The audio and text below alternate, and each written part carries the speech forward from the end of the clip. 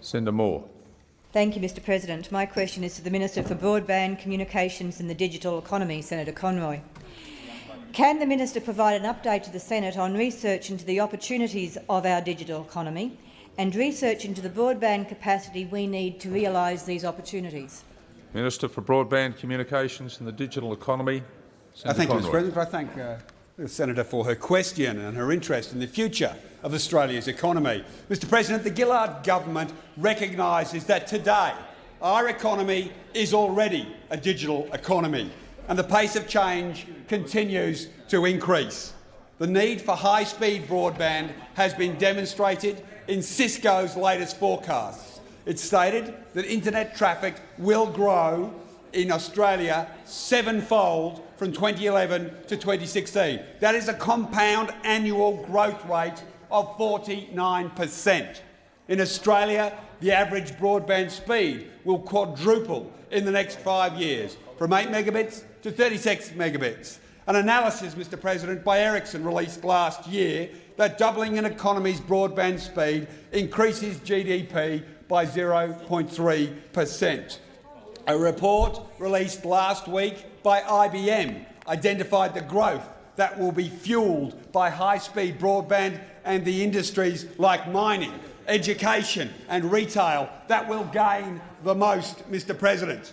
And Mr President, Mr Turnbull has previously championed President Obama's broadband plans, as the Americans were the inventors of the internet, he told us. Well, I'm sure Mr Turnbull has kept his colleagues informed that the President has this week committed the US to the need for a national network supporting 1 gigabit connections. 1 gigabit. And this is what President Obama had to say. Building a nationwide broadband network will strengthen our economy and put more Americans back to work.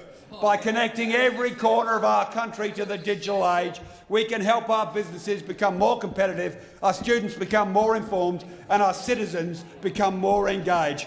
Mr President, what we've seen is Malcolm Turnbull champion New Zealand. Order. And Mr Turnbull championed the US. Senator Conroy, your time's expired. I remind senators to refer to people in the other place by their correct title. Senator Moore. Thank you, Mr President, and thank the Minister.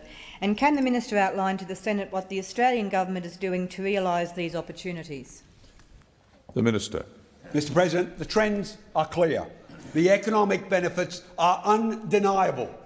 Australia must invest in broadband future, or we will be left behind. That's why this government is investing in the national broadband network to deliver 1 gigabit networks to 93% of premises in Australia. And Mr President, the Joint Committee on the NBN unanimously told the government it should do more to communicate the NBN and its policy.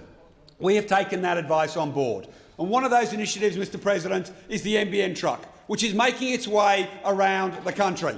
This week, it is in Canberra. Mr President, it is just down the road behind the old Parliament House. And I encourage all those knuckle-draggers over there, go down to the truck, have an education, and maybe just then you won't have idiot comments like Mr Hockey last week that 4G has more capacity than the national broadband network. He did say that. Get down there. Senator Conroy, time has expired. Senator Moore. Is the Minister aware of any alternative policies in this area? The Minister. Mr President, unfortunately, many. We have a confusion of alternative policies. In August 2010, Mr Turnbull said he would do everything he needed to do with a 3.5 megabit connection.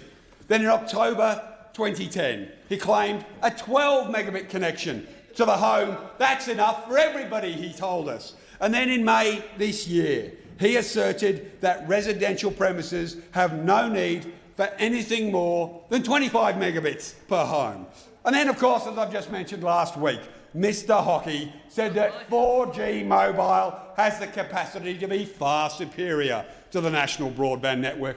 And in August of last year, the National Party emerged from under their rock to suggest that its policy to place a priority rolling out fibre optic cable to a majority of consumers in regional Australia. Time's Well, Mr. expired. Hockey, Senator Conroy, time's expired.